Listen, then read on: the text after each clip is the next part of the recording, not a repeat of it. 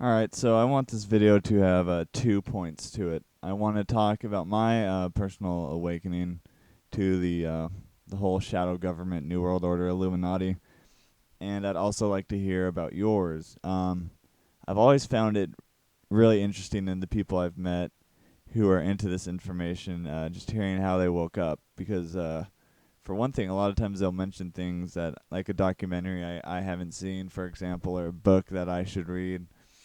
Um, there's that side of it, to further your knowledge, but then it's also just about hearing how people were able to break through the conditioning that was being implemented in them since the day they were born. I mean, that's pretty powerful in itself, right there. So I'll just go ahead and get started with me. I was always kind of an outsider, had always this outsider look on things.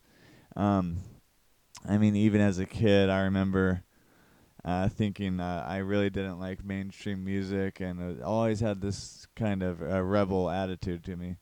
And then I was raised really strict religious Mormon, actually, and I up until I was like 12 or 13, I pretty much accepted it all without questioning. But then once I became a teenager, I really started to question it, and eventually stopped going to church around the time when I turned 15, and that was caused some big issues with my family.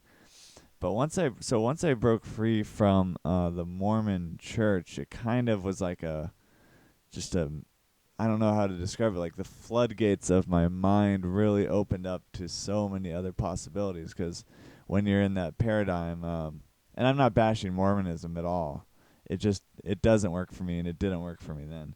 But once you open up away from the Mormonism and you open up these floodgates of possibility in your mind, it's really a liberating feeling. All right, and one of the major stepping stones of me waking up was I still remember when I was 14, I saw the movie The Matrix, which I'm sure the vast majority of you know how powerful it is, as far as the philosophical implications that it raises. And I mean, I just remember it struck such a powerful chord with me, thinking about, how do I know all that I'm seeing is real?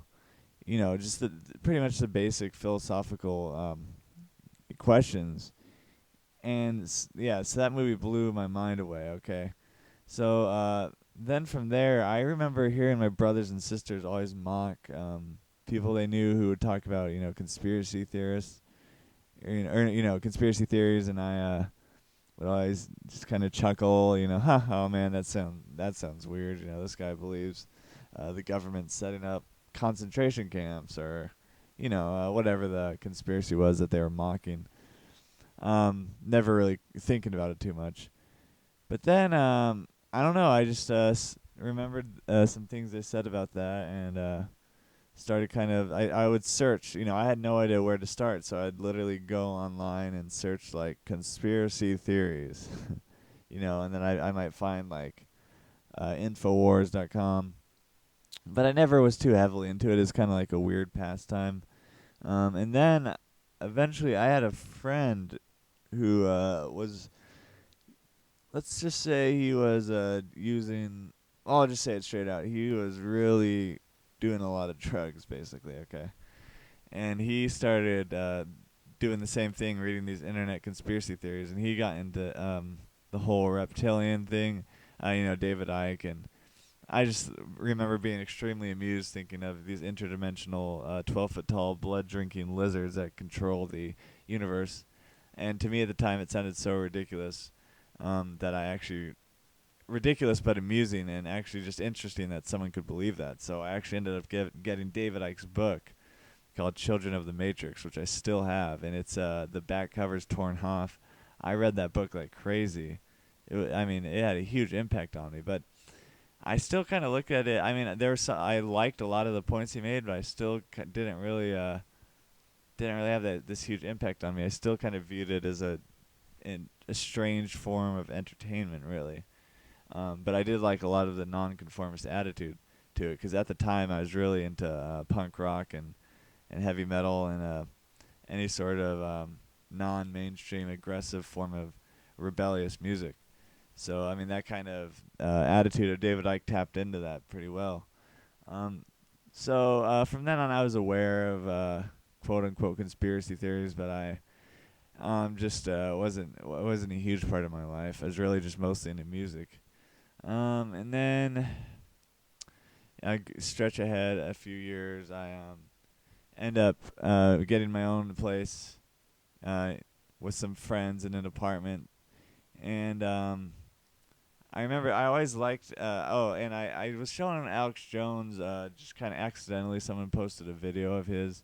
I remember really liking it, and then I had my friend who's my current roommate now show me Alex Jones back probably in I don't know 2004 2005, and I liked him, but I actually found a lot of his information depressing because I mean he backs his stuff up pretty well for someone who's not completely awake, and it's like okay, I see what he's saying, but it kind of made me feel hopeless and just sad. I was like, well, this sucks. I mean, there's this new world order who wants to kill off, like 90% of the population. They're destroying the economy on purpose.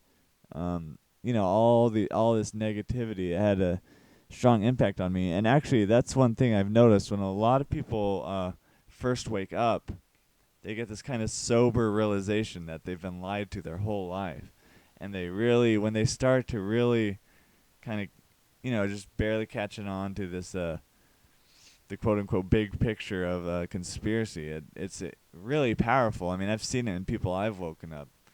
The first thing is kind of disbelief. They're like, "What? How could this be?"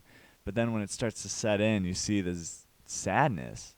But from sadness, I think usually will come, kind of the anger, like, damn it, why is the New World Order poisoning me with the drugs and the drinking water and the genetically modified food that's sterilizing me? So it goes from anger, and then I think the anger, if you keep on, I mean, you can only be really angry for so long, it'll wear you out. But then you kind of get that righteous anger, that motivation, which is where I'd say I'm at now. So it's almost like there's some phases of waking up, because, I mean, you've been sat in front of a TV your whole life, so, sat in front of a TV, been told everything's cause and effect, been told you're just a worthless monkey, and basically your life means nothing because you're just an animal, and you're just gonna die anyways. So, even if the schools don't teach you that directly, that's kind of what you infer from the teachings of evolution and everything else. So yeah, I mean it's and then just kind of went from there. Alex Jones showed me a lot of the things that really made me take it seriously. I mean, because I still like David Icke, but it's one thing to hear about some supposed person who had an abduction with some reptilian beings compared to actually reading something like Operation Northwoods, where the government actually had they put plans to paper of doing some false flag attacks to stir up a war against. I believe it was Cuba that they were trying to stir up a war against. So yeah, I mean when he shows things like that, Eco Science by John P. Holdren, he shows you that. I mean, so he showed me some really concrete information that kind of opened my mind, and then from there I just started watching all the documentaries, not just Alex Jones, but also, some other ones, like for example Camp FEMA. Okay, and then Camp FEMA had a brief clip of Jeffrey Grupp from the Antimatter radio show. This is back in mid 2009. I believe is around then. So I saw that. I'm like, antimatter radio, that sounds interesting. So I go to his website, and actually it was a different website at the time. I think it was Abstract Atom. Or I think, yeah, when you typed in antimatter radio, it would take you to abstractatom.com. And I started listening to his radio show. And the way I kind of viewed it then was kind of like Alex Jones, if Alex Jones was a Buddhist. That's how I used to describe Jeffrey Grupp to people. I mean, because he had the conspiracy down pretty well and had his own unique takes on it, and then he also had the whole spiritual side to him that was just as important, if not more important. So yeah, I mean, man, it was just the past, I'd say around 2 years, have really just been a crazy awakening, going down this rabbit hole that. And I mean, I literally spend hours researching this stuff a day. It's become more than just a kind of pastime hobby. It's become really my passion in life. And it seems that no matter how much I study the rabbit hole, I'm just barely in the rabbit hole. You know, I'm just a few feet in when it goes miles and miles deep. And so yeah, so that was my story. I'd like to hear about your, you people waking up either in a video response, or if you're not comfortable doing that, you could obviously just leave comments, because I think it says a lot. And actually, I've noticed a lot of similarities, which is kind of cool. You know, people, they when they break their conditioning, it seems like a certain flood of emotions that comes along with that. So yeah, please do share your quote unquote awakening that you went through, because I think it tells us a lot about ourselves. And yeah, I just really like to hear it. All right, so that's the video.